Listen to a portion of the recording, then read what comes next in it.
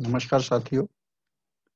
आज हम ई कंटेंट पर चर्चा करने जा रहे हैं कि हम ई कंटेंट कैसे बनाएं और प्रदेश के उच्च शिक्षा विभाग द्वारा जो डिजिटल लाइब्रेरी पोर्टल डेवलप किया जा रहा है उसके लिए हम ई कंटेंट कैसे तैयार करें। आप सभी परिचित हैं कि उच्च शिक्षा विभाग उत्तर प्रदेश द्वारा एक ई कंटेंट पोर्टल बनाया जा रहा है और इस ई कंटेंट पोर्टल का उद्देश्य छात्रों को एक ही जगह ई कंटेंट उपलब्ध कराना है। अब इस ई कंटेंट पोर्टल पे हमारे शिक्षकों द्वारा, हम सभी साथियों द्वारा ई कंटेंट अपलोड भी किए जा रहे हैं तमाम विश्वविद्यालय द्वारा। उसके बाद भी कुछ समस्याएं हैं। मैंने आज एक कार्यशाला में प्रतिभाग किया तो वहाँ आप लोगों से बात करके समझ में आया कि अभी भी सरकार के विभिन्न आदेशों के बावजूद भी समस्याएं या कहीं ना कहीं कन्फ्यूजन क्लियर हो रहा है या कन्फ्यूजन क्रिएट हो रहा है। उस कन्फ्यूजन का समाधान जरूरी है। सरकार के स्पष्ट आदेश हैं विभाग के, जिसमें बहुत अच्छी तरह चीजें समझाई गई कि हमें ई कंटेंट पोर्टल कैसे बनाना है। और तो हमें सबसे पहले जानना होगा कि हमारा जो विभाग इस ई कंटेंट पोर्टल को तैयार कर रहा है उसका उद्देश्य क्या है। देखिए, ये एक डिजिटल लाइब्रेरी पोर्टल है जहां पर हम बेस्ट ई कंटेंट डिफरेंट जगह से हमें उपलब्ध कराना है। अब प्रश्न ये उठता है, या आज के वर्कशॉप में जो कई प्रश्न उठे कि जब ऑलरेडी इतने ई कंटेंट उपलब्ध हैं तो हमें एक पोर्टल बनाने की क्या जरूरत थी। प्रश्न वाजिब भी है। अब जरूरत क्यों थी? एक तो जब आज के समय में क्या है कि जो ई कंटेंट उपलब्ध है, पहले तो हमें जानना होगा जो ई कंटेंट उपलब्ध हैं उनकी क्वालिटी। नो डाउट प्रदेश में हमारे पास कई कैटेगरी के स्टूडेंट हैं, बहुत अच्छे स्टूडेंट हैं। हम तमाम A, B, C ग्रेड के स्टूडेंट हम कैटेगरी में बांट सकते हैं। हम ये कह सकते हैं कि परसेंट हमारे पास 45% वाले बच्चे भी पढ़ रहे हैं तो हमारे पास 90% वाले बच्चे स्टूडेंट भी पढ़ रहे हैं। तो जो अभी तक ई कंटेंट अवेलेबल है विभिन्न पोर्टल पर, जो बहुत अच्छे ई कंटेंट है नो डाउट, वो उन इंस्टीट्यूट द्वारा बनाए गए हैं जहां बहुत अच्छे हाईली क्वालिफाइड, बहुत अच्छे परसेंटेज वाले स्टूडेंट पढ़ते हैं। वो हमारे उन स्टूडेंट के लिए तो कारगर सिद्ध हो सकते हैं जिनकी परसेंट बहुत अच्छी है, लेकिन जो बहुत कम परसेंट या ऐसी बैकग्राउंड से आ रहे हैं जहां पर उनको वो कंटेंट समझ में नहीं आते हैं। तो एक तो ये था कि जो कंटेंट उपलब्ध हैं उसमें से हमें ये कंटेंट बेस्ट लेके आके अपने इस डिजिटल लाइब्रेरी पोर्टल पर उपलब्ध कराना है। और दूसरा ये था कि जो कंटेंट बनेंगे हमारे शिक्षकों के, वो कंटेंट क्या होंगे, हमारे शिक्षकों या हम लोगों द्वारा बनाए जाएंगे तो हमारे स्टूडेंट हमसे फैमिलियर हैं, हमारे स्टूडेंट हमारी भाषा को हम समझते हैं, हम उनको समझते हैं। तो जब हम ई कंटेंट बनाएंगे तो हमारा टारगेट ऑडियंस होगा हमारे स्टूडेंट। तो हम जो कहना चाह रहे हैं वो हमारे स्टूडेंट तक आसानी से बात पहुंचेगी। इसीलिए इसमें दो व्यवस्थाएं की गई थी कि एक ई कंटेंट पोर्टल हम शिक्षक, प्रदेश के शिक्षक बनाएंगे, और दूसरा ई कंटेंट जो बने बनाए उसमें से हम सेलेक्ट करके लेके आएंगे। एक और उद्देश्य है कि ये आज आप कहें कि इंफॉर्मेशन का समुद्र है। एक छोटा सा शब्द भी आप सर्च करिए तो लाखों पोर्टल पर खुल के आ जाते हैं, गूगल में आ जाते हैं, यूट्यूब पे आ जाते हैं। अब वो जो सीक्वेंस से आते हैं, सपोज बच्चे को सेल ही पढ़नी है तो सेल का जैसे ही कहेगा यूट्यूब पे भी तमाम वीडियो आ जाएंगे, गूगल पे भी आ जाएंगे। अब समस्या ये है कि इसमें कौन सा सही है कौन सा गलत है, क्योंकि वहां तो आर्टिफिशियल इंटेलिजेंस लगी हुई है। आर्टिफिशियल इंटेलिजेंस क्या करेगी कि जिसको सबसे ज्यादा बार देखा गया है, आर्टिफिशियल इंटेलिजेंस ये जज नहीं करने जा रही उसमें इंफॉर्मेशन दी गई है वो कितनी ऑथेंटिक है या नहीं है। आर्टिफिशियल इंटेलिजेंस जो सबसे ज्यादा व्यू है सबसे ऊपर आ जाएगा और जो कम व्यू है वो नीचे आता जाएगा। दूसरे, आप जानते हैं पेड एडवर्टाइजमेंट भी होता है, यानी बहुत से कंटेंट डेवलपर अपना पेड एडवर्टाइजमेंट कराते हैं या गूगल या यूट्यूब को पेमेंट करते हैं, जिससे जब भी कोई सर्च हो उनसे रिलेटेड तो उनका कंटेंट वीडियो चाहे भले ही उनको कम ने देखा है ऊपर आ जाए। तो ऐसी समस्याएं हैं कि छात्र जब गूगल पे या यूट्यूब पे या तमाम जगह सर्च करने जा रहे हैं तो कंटेंट बहुत मिल रहे हैं, लेकिन उनको ये समझना बड़ा मुश्किल है कि कौन सा ई कंटेंट में इन्फॉर्मेशन बिल्कुल सही है, कौन सी ई कंटेंट में इन्फॉर्मेशन नहीं सही है। छात्र तो भाई जो ऊपर ई कंटेंट आएंगे एक दो उनमें से जो बेस्ट लगेगा वो उसको सुन लेगा, उसको उस सूचना को अपना ज्ञान बना लेगा और वो इन्फॉर्मेशन उसके ज्ञान का पार्ट हो जाएगी। तो बीइंग ए शिक्षक, टीचर, अब हमारा एक काम ये भी है कि जो समुद्र में तमाम प्रकार की इंफॉर्मेशन फ्लोट कर रही हैं हमारे विषय से संबंधित, हमें उनमें से अच्छे अच्छे कंटेंट उस समुद्र में से निकाल के, हम कह सकते हैं आप समुद्र से मोती निकाल के लाने हैं और उन मोतियों को हमें अपने विभाग के डिजिटल लाइब्रेरी पोर्टल पे लाना है। यानी बच्चे की एक समस्या का समाधान हो जाएगा कि उसे बहुत गूगल पे नहीं जाना पड़ेगा, बल्कि उसे पता लग जाएगा कि ये जो सबसे अच्छे कंटेंट हैं हमारे टीचर द्वारा चुन के हमारे प्रदेश के ई कंटेंट पोर्टल पे दिए गए हैं। जैसे हम नॉर्मली करते भी हैं, हम उसको बुक प्रेस्क्राइब करते हैं कि भाई ये वाली बुक पढ़ लिए, ये वाली स्टडी करिए, बुक अच्छी है, ये बुक नहीं अच्छी है। तो उसी ढंग से हमें क्या है, ई कंटेंट पोर्टल लेके आने हैं। तो इसीलिए ये जो हमारा पोर्टल है, बेसिकली ये डिजिटल लाइब्रेरी पोर्टल है, जहां पर हमें तमाम प्रकार के कंटेंट को, खुद के बनाए हुए, दूसरों को बनाए हुए कंटेंट को लाना है। अब इस संबंध में सरकार ने तमाम आदेश निकाले हैं, स्पेशली 5 लास्ट के आप शासन देश को पढ़ना जरूरी है। और ई कंटेंट विभाग के पोर्टल पर ये सारे डिजिटल लाइब्रेरी के पोर्टल पे सारे के सारे शासनादेश उपलब्ध हैं। इसमें 3 लोग हैं, एक यूनिवर्सिटी है, विश्वविद्यालय, कॉलेज हैं, और तीसरा नोडल यूनिवर्सिटी है। ये इंस्टीट्यूशन लेवल की बात हो रही है। यूनिवर्सिटी में कंफ्यूजन नहीं होना चाहिए, जो बार बार कंफ्यूजन आता है कि आज भी कई प्रश्न उठे, कई टीचरों ने कहा कि हमारी यूनिवर्सिटी को फिजिक्स, जैसे झांसी में फिजिक्स अलॉट किया गया है, फिर समझाने को अलॉट नहीं किया गया, वो नोडल यूनिवर्सिटी के रूप में दिया गया है। पहले हमें समझना होगा यूनिवर्सिटी का काम क्या है, कि यूनिवर्सिटी का काम ये है कि वहां पर यूनिवर्सिटी को 2 आईडी मिलेंगी, अपलोडर और मॉडरेटर, जिसे अप्रूवर भी कहते हैं। तो अपलोडर की आईडी से यूनिवर्सिटी अपलोड करेगी, और फाइनली मॉडरेटर अप्रूवर की आईडी से कंटेंट अप्रूव होगा। और जब कंटेंट अप्रूव होगा तभी विभाग के डिजिटल लाइब्रेरी में पहुंचेगा, वरना वो विजुअल नहीं हुआ डिजिटल लाइब्रेरी पे। फिर इसकी जरूरत क्यों पड़ी? क्योंकि एक चेक एंड बैलेंस की थ्योरी बनाई गई थी, कि ताकि ऐसा कुछ चीजें ना हो जो काम की ना हो या यूजफुल ना हो, और वो भी टीचर डालते चले जाएं। तो एक थ्योरी बनाई गई। तो इसमें यूनिवर्सिटी को क्या करना हो, ऐसा नहीं है कि यूनिवर्सिटी को के जो नोडल यूनिवर्सिटी के नाते जो कंटेंट मिले हैं उन्हीं का, यूनिवर्सिटी सभी के कंटेंट अपलोड कर सकती है, बस उनको अपने विभाग से स्क्रीन कराना है। जिस सब्जेक्ट के कंटेंट आएंगे, उस कंटेंट को उस विभाग के विभागाध्यक्ष या डीन से शासनादेशों में स्पष्ट लेके वहां से स्क्रीन करा के वो अपलोड कर दिए जाएंगे, और फाइनली वो अप्रूव किए जाएंगे विश्वविद्यालय द्वारा। अभी तक कॉलेजों को लॉगिन नहीं मिली है, लेकिन अपलोडर की लॉगिन कॉलेजों को भी जल्दी मिल जाएगी। उस कॉलेज लॉगिन के द्वारा भी वही काम होगा जो यूनिवर्सिटी के अपलोडर द्वारा हो रहा है, कि यानी कॉलेज लॉगिन से अपलोड किए जाएंगे कंटेंट, विभाग से स्क्रीन करा के। यहाँ एक इश्यू है कि कॉलेज में बहुत से विभाग ऐसे हैं जहां एक टीचर है। तो ऐसे टीचर कॉलेज लॉगिन मिलने के बाद भी ये टीचर अपने कंटेंट संबंधित या एफिलिएटिंग यूनिवर्सिटी को भेजेंगे। उस एफिलिएटिंग यूनिवर्सिटी के विभाग जो होगा, वो विभाग उसको स्क्रीन करके जैसे वो अपलोड कराता जाएगा यूनिवर्सिटी के थ्रू। तो यूनिवर्सिटी में कॉलेज के कंटेंट भी जा सकते हैं, और यूनिवर्सिटी के खुद के कंटेंट भी होंगे, और वो सारे कंटेंट अपलोड करने हैं। जब तक कॉलेज लॉगिन नहीं मिल रही है, तब तक ये व्यवस्था है कि कॉलेज के सारे कंटेंट यूनिवर्सिटी को फॉरवर्ड होंगे। यूनिवर्सिटी अपने विभाग से उसको स्क्रीनिंग करा के संबंधित विभाग से उसे अपलोड करेगी, देन अप्रूवल करेगी। जब कॉलेज लॉगिन मिल जाएगी, तो कॉलेज लॉगिन मिलने के बाद कॉलेज के जहां मल्टी फैकल्टी डिपार्टमेंट है, वहां से तो कॉलेज से ही अपलोड होंगे, लेकिन जो सिंगल फैकल्टी डिपार्टमेंट है वो यूनिवर्सिटी जाते रहेंगे जैसे पहले गए हुए हैं। बिल्कुल शासनादेश में स्पष्ट कहा गया है। और इस ढंग से यूनिवर्सिटी और कॉलेज अपने जो विषय हैं उनके कंटेंट अपलोड करते रहेंगे। अब एक टर्म आया नोडल यूनिवर्सिटी लॉगिन, या नोडल यूनिवर्सिटी क्या है? नोडल यूनिवर्सिटी का काम, बार बार कंफ्यूजन नोडल यूनिवर्सिटी वर्ड से हो रहा है, या शिक्षक भी बार बार इस बात पे आ रहे हैं कि नोडल यूनिवर्सिटी है और हमारे सब्जेक्ट को कोई कहते हैं हमारे फिजिक्स मिली हुई है, कोई कहते हैं जूलॉजी मिली हुई है। एज ए नोडल यूनिवर्सिटी शासन ने व्यवस्था की है कि कुछ हर यूनिवर्सिटी को कुछ ना कुछ सब्जेक्ट अलॉट किए गए हैं। उन सब्जेक्ट को अलॉट करने का उद्देश्य सिर्फ इतना सा है कि जो नोडल यूनिवर्सिटी हैं वो प्रदेश में, मान लीजिए सपोज जंतु विज्ञान है, तो जंतु विज्ञान प्रदेश के जितने भी विश्वविद्यालयों में पढ़ाई जा रही है, वहां उनका सिलेबस है, चाहे बीएससी का चाहे एमएससी का। तो नोडल यूनिवर्सिटी उस सिलेबस से जो कंटेंट विभागीय जो डिजिटल लाइब्रेरी उस पर अपलोड किए जा रहे हैं, उन कंटेंट को वहां से टैली करेगी कि सिलेबस पे जितने टॉपिक हैं उसके सबके कंटेंट आ गए या नहीं आ गए। यदि कुछ कंटेंट नहीं आए हैं, तो नोडल यूनिवर्सिटी की जिम्मेदारी होगी कि वो उन कंटेंट के बारे में कॉलेज और विश्वविद्यालय को बताए कि इस विषय के इस टॉपिक पे अभी कंटेंट नहीं बने हैं। तो नोडल यूनिवर्सिटी का काम सिलेबस से कंपेयर करना है केवल, और उस पर अगर कंटेंट नहीं बनने हैं तो सभी के संज्ञान में लाना है कि सिलेबस, इसका मुख्य उद्देश्य है कि हमारा मैक्सिमम सिलेबस के सभी टॉपिक के कंटेंट आ जाए। ऐसा ना हो कि एक कंटेंट के बहुत टॉपिक आ गए, टॉपिक के बहुत कंटेंट आ गए और कुछ के आए ही नहीं। तो एक है कि जिससे सभी टॉपिक्स पे कंटेंट बन सके। और नोडल यूनिवर्सिटी भी एज ए यूनिवर्सिटी काम करेगी, वो भी अपने विभाग के जो यूनिवर्सिटी की तरह काम करी रही है, वो विभाग में जितने उनके विभाग चल रहे हैं उनके कंटेंट अपलोड करती रहेगी, जो प्रक्रिया है।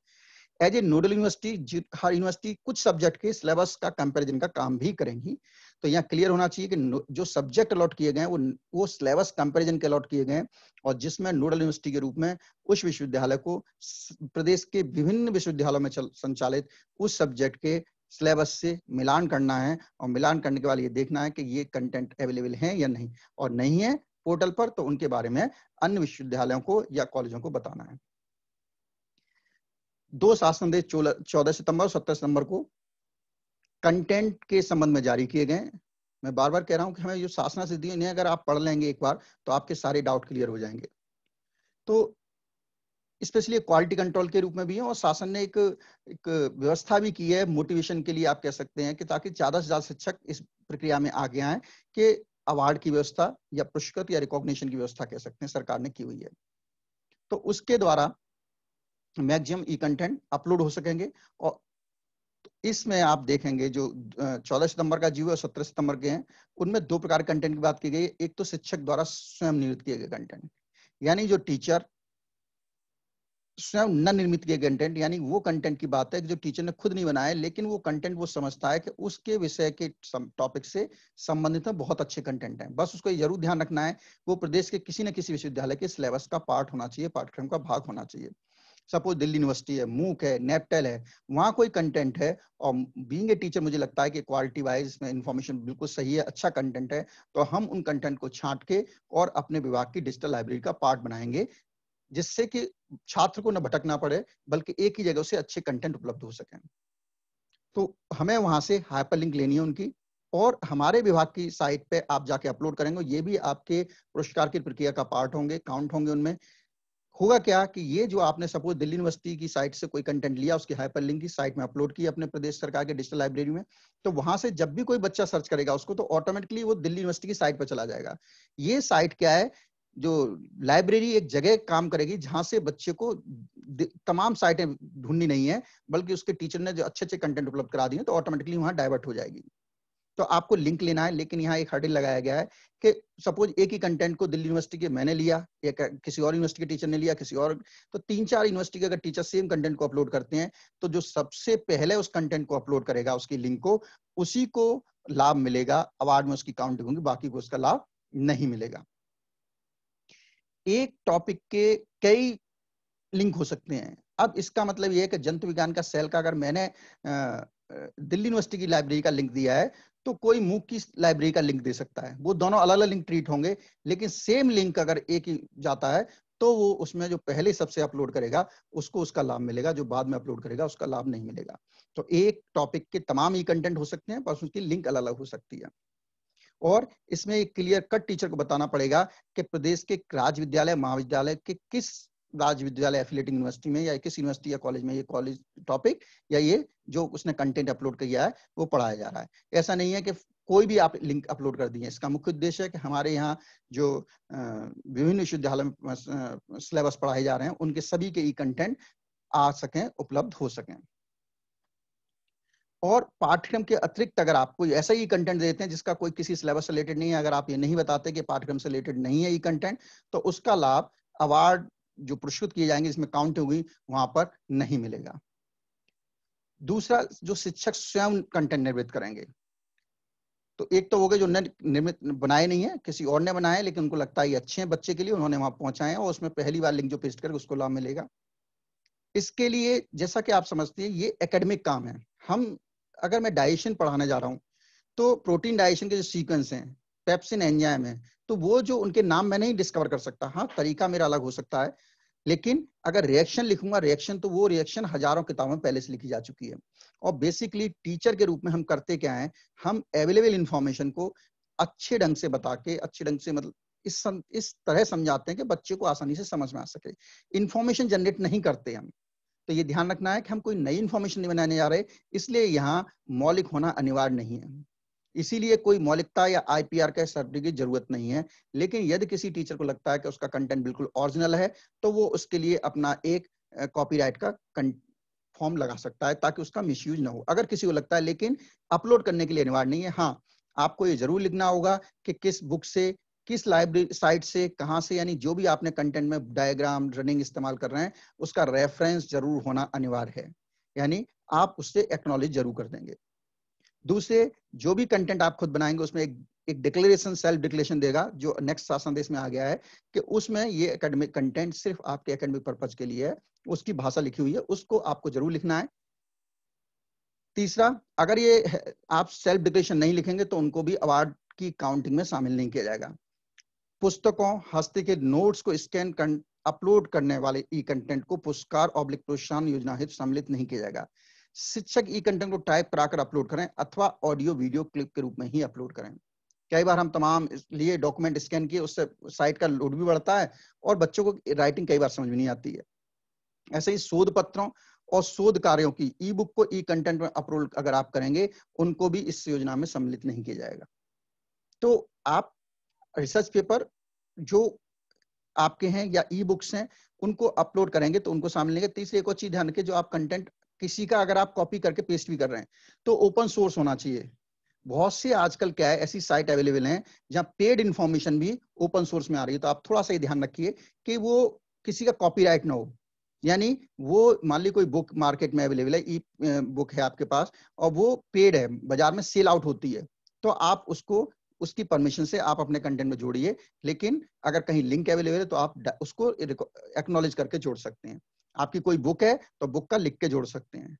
लेकिन अगर कोई ऐसी साइट है जहां पर आप जाएं और आप देखें कि ये कंटेंट हाइड हो रखा है, वो कंटेंट जब भी देखे आप पेमेंट करेंगे, और आपने किसी तरीके से उस कंटेंट को ले लिया तो उससे बचिए। ऐसे कंटेंट पर अगर वो क्लेम करेगा तो उसकी सारी जिम्मेदारी संबंधित शिक्षक की होगी। तो आपको अपने कंटेंट में जो भी कहीं से कुछ भी यूज किया है तो उसको एक्नॉलेज करिए, उसको रेफरेंस दीजिए, एक सेल्फ डिक्लेरेशन दीजिए और वो कंटेंट को अपलोड बनाइए जो आपके सब्जेक्ट के सिलेबस से रिलेटेड है प्रदेश में।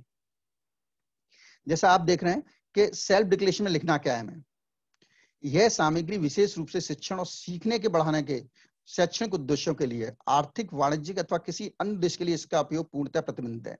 सामग्री के उपयोग इसे किसी और के साथ वितरित, प्रसारित, साझा नहीं करेंगे और इसका व्यक्तित्व ज्ञान की उन्नति के लिए ही उपयोग करेंगे। इस ई कंटेंट में जो जानकारी है वो प्रमाणित है और मेरे ज्ञान के अनुसार सर्वोत्तम है। ये आपको जो टीचर अपने ई कंटेंट बनाएंगे उसके सबसे पहले पेज पे हिंदी या इंग्लिश जो भी आप दोनों जो भी आप चाहें, ये सेल्फ डिक्लेरेशन आपको देना ही देना है।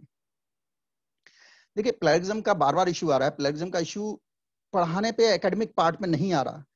प्लेगरिज्म कोई बिल्कुल मौलिक इंफॉर्मेशन, मौलिक ज्ञान है जो आपने जनरेट किया है, वहां आता है।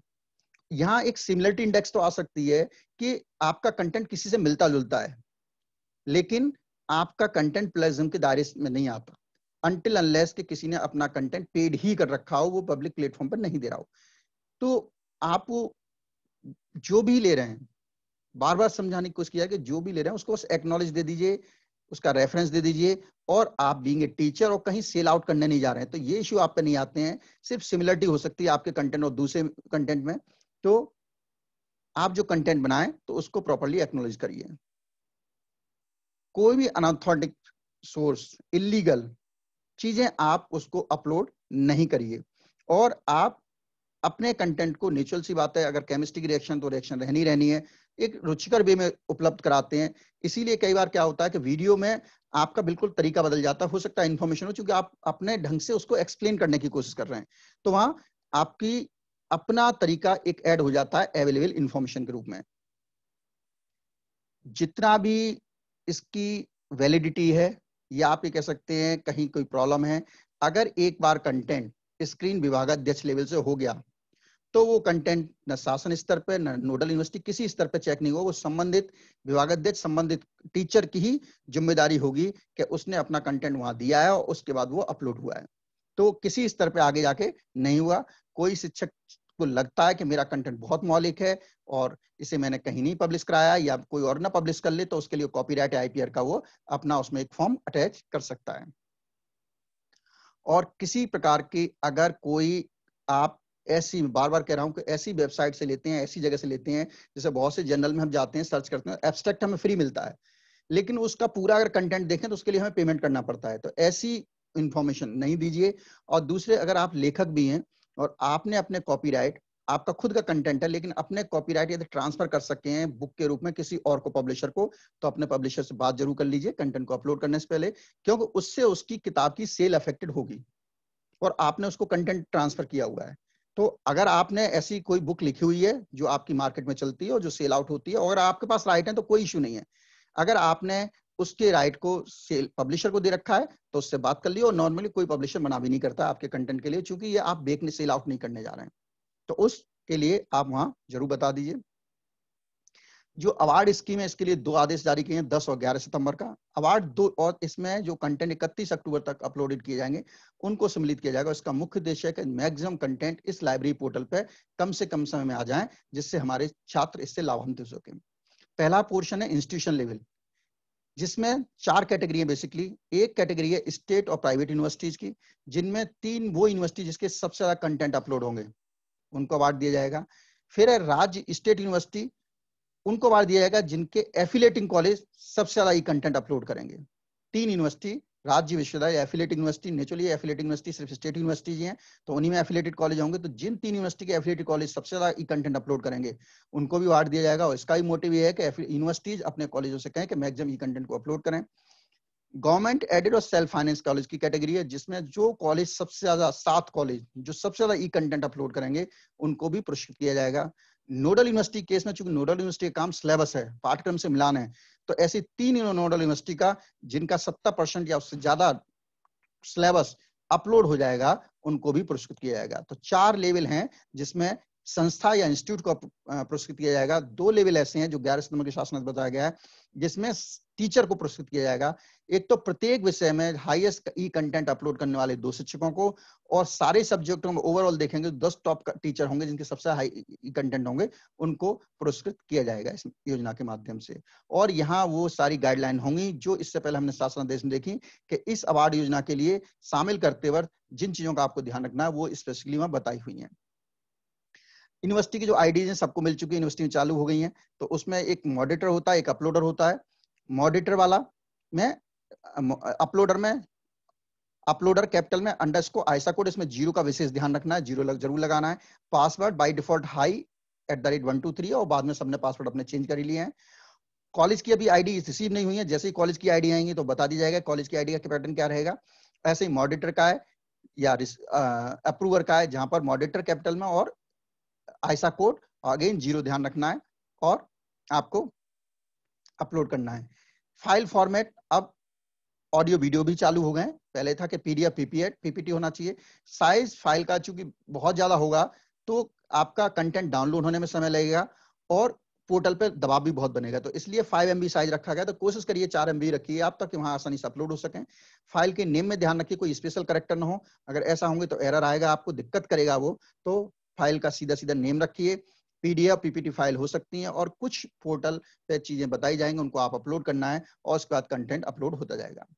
ये कंटेंट की जो है यूजीसी मूक के अकॉर्डिंग है, जिसमें एक आइडियल एक कंटेंट बनाने की बताया गया है, कंटेंट कैसा होना चाहिए।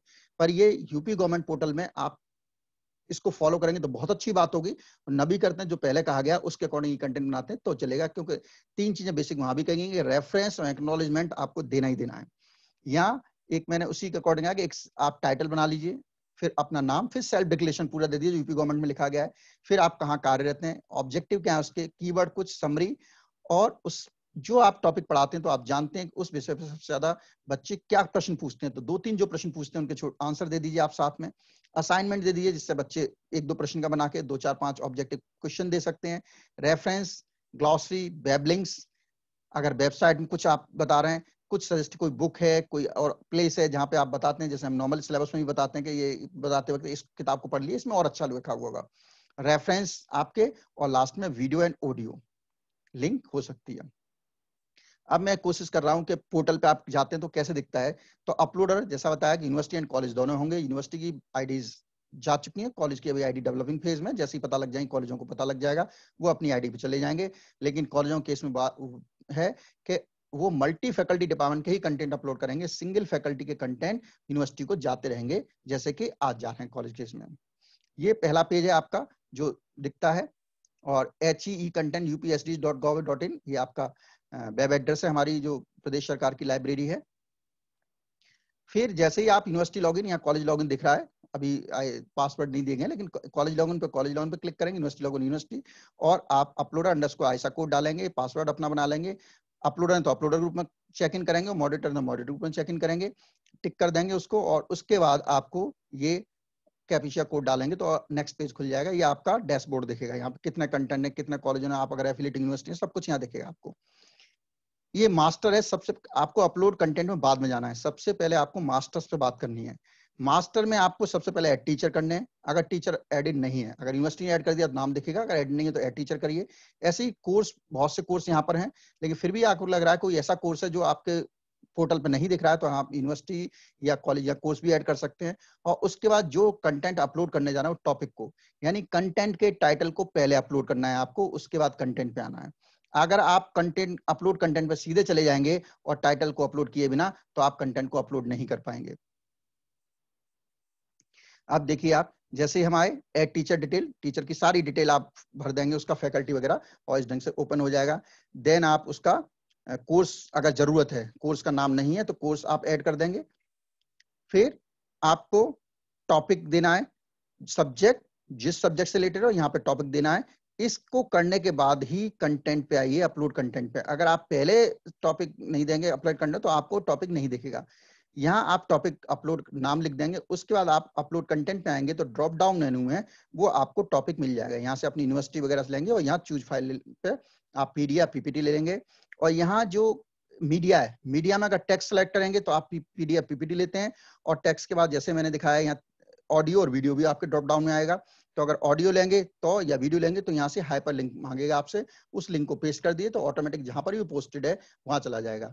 ध्यान रखिए, जो फाइल साइज की बात हो रही है पीडीएफ टेक्स्ट के हो रही है, जो फाइल इस पोर्टल पर अपलोड की जाएगी, जो 5 MB की बात हो रही है। लेकिन अगर आपका वीडियो ऑडियो कितना ही बड़ा है, यहाँ तो हाइपर लिंक पेस्ट करनी है। लेकिन दिक्कत क्या होगी, अगर आप कोई टॉपिक पढ़ा रहे हैं उसको छोटे छोटे हिस्सों में करिए। अगर आपका बड़ा वीडियो हो गया, मान ली आधा घंटे का हो गया, पौन घंटे का हो, तो क्या होगा, स्ट्रीम करता रहेगा और उसे खुलने में टाइम लगेगा। छोटे छोटे वीडियो, उसको छोटे छोटे पोर्शन कर सकते हैं, आसान होगा खुलने में। लेकिन यहाँ कोई रेस्ट्रिक्शन नहीं है कि आपका कितना भी लंबा वीडियो होगा, उसकी लिंक पेस्ट करनी है। चूंकि इस पोर्टल पर नहीं आया तो लिंक को यहाँ देना है, तो वहाँ फाइल साइज से कोई लेना देना नहीं है। लेकिन स्टूडेंट को खोलने में या जहाँ नेट प्रॉब्लम है वहां खोलने में दिक्कत आएगी अगर आपका वीडियो बड़ा होगा। मॉडिटर जब अपलोड कर देंगे यूनिवर्सिटी या कॉलेज, तो यूनिवर्सिटी के लॉगिन में एज ए मॉडिटर वो अपलोड करेंगे, और मॉडिटर अपलोड करने के बाद उनको फिर दिखेंगे और वहां सारे के सारे कंटेंट को जाके अपलोड कर देंगे। धन्यवाद। कोशिश मेरी यही थी कि मैं आपको जो ई कंटेंट पोर्टल के संबंध में जो समस्याएं आ रही हैं, आज मैंने जो वर्कशॉप अटेंड किया वहां भी मैंने देखा कि बहुत प्रकार के विचार आ रहे हैं और कंफ्यूजन से हैं। तो उन कंफ्यूजन को क्लियर करने की कोशिश करना मेरा अगेन आपसे गुजारिश है कि आप प्रदेश सरकार द्वारा जारी किए शासनादेशों का अध्ययन करिए। वहाँ ये बातें बिल्कुल साफ साफ समझाई गई हैं कि किस ढंग से आपको कंटेंट अपलोड करना है, बिना किसी भय के, बिना किसी कॉपीराइट के आप इस पे जा सकते हैं। लेकिन कब लगेगा वहां समझाने की कोशिश की गई है। और आपका मुख्य उद्देश्य आपके बच्चों को बताना है जो ज्ञान उपलब्ध है। नया ज्ञान हम अपने, वो रिसर्च पार्ट में जाएगा और प्लगरिज्म ज्यादातर वहीं लगती है। हम अपने बच्चों को नया ज्ञान नहीं देने जा रहे हैं। अवेलेबल जो इन्फॉर्मेशन है उसी को एक अच्छे ढंग से हम बताने जा रहे हैं। साथियों, आप अपने प्रश्न इस यूट्यूब के नीचे आप लिख भी सकते हैं। अगर आपको फिर भी डाउट है, कोशिश की जाएगी। धन्यवाद। जय हिंद, जय भारत।